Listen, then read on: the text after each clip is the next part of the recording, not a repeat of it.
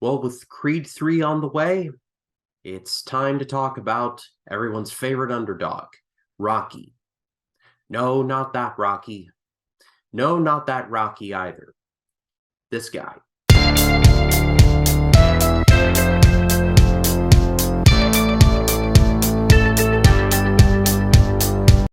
Hello, everyone. My name is Ryan Cam, and welcome to my Rocky series, where I'm going to be covering every Rocky film and the Creed films in honor of Creed 3 coming out in early March. Now, I have covered Rocky before as part of the AFI project. However, I wanted to review it again because, I reviewed it in 2020 when everything was miserable. So just wanted to get a fresh review up on the channel. Rocky was released in 1976. It was directed by John G. Avildsen.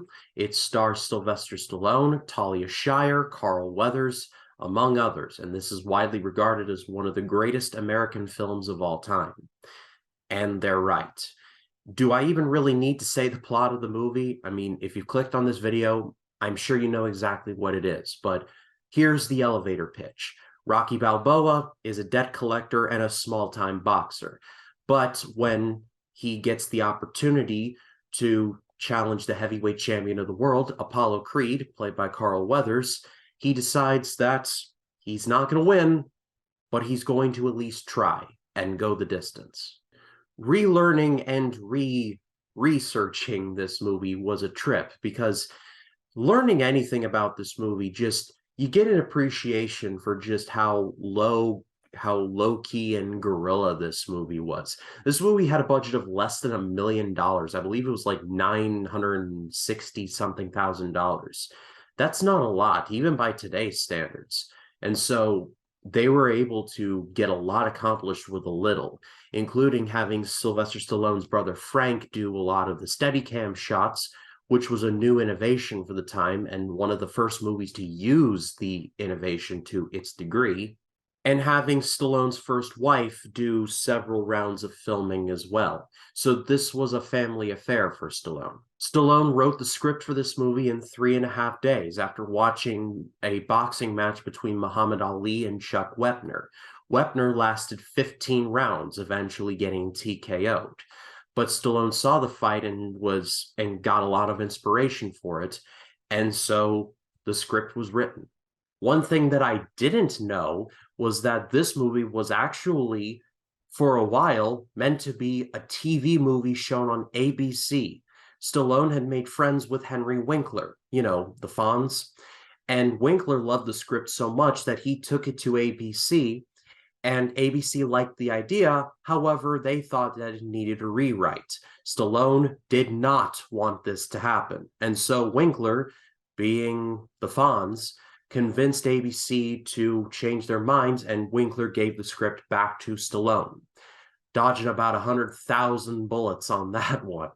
And honestly, my review and coverage of this feels just a bit redundant because critics loved it, audiences loved it. You can't find anyone today that has a bad thing to say about the first Rocky movie.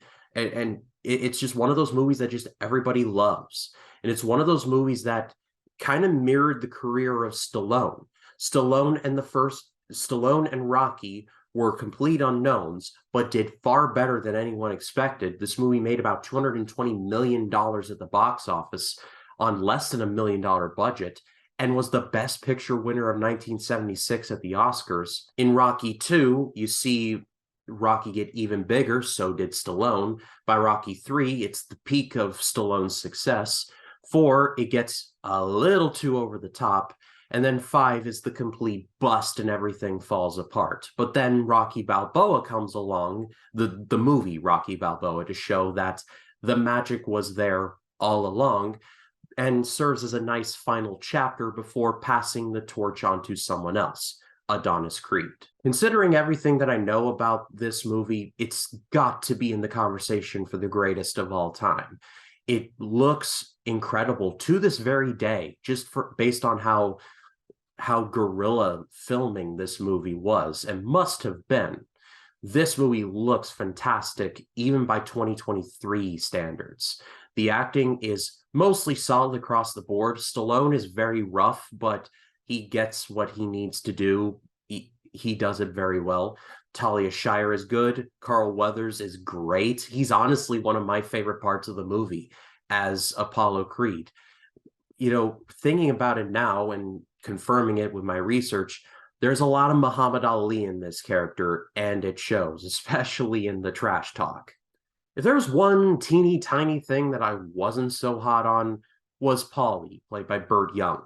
I do not care for this character at all, and I don't know if that's a hot take, but I just did not care for this character at all. I thought he was a bit of a Richard. Like I didn't think he was a nice person, and I think that was the point, but the point was driven home a bit too much. But the first Rocky gets an amazing grade, as if there was ever any doubt. It's one of the greatest movies of all time. Seek it out and watch it if somehow you have not seen it. Well, it's an incredibly stupid question to ask if you've seen the first Rocky, because if you've clicked on this video, you more than likely have. So my question to you is, do you have a favorite story associated with Rocky, like when you first saw it or saw it with someone you loved or a family member? Leave it in the comments. I would love to read those. And stay tuned for next Sunday when I will be covering, honestly, one of the best sequels ever made, Rocky 2. But if you like this video, please be sure to leave a like, comment your thoughts down below. And if you like this video and you want to see more like it, hit the subscribe button and click the bell to allow notifications. That way when a new video drops, you'll be the first to know about it. My name is Ryan Cam, and I'll see you in the next one.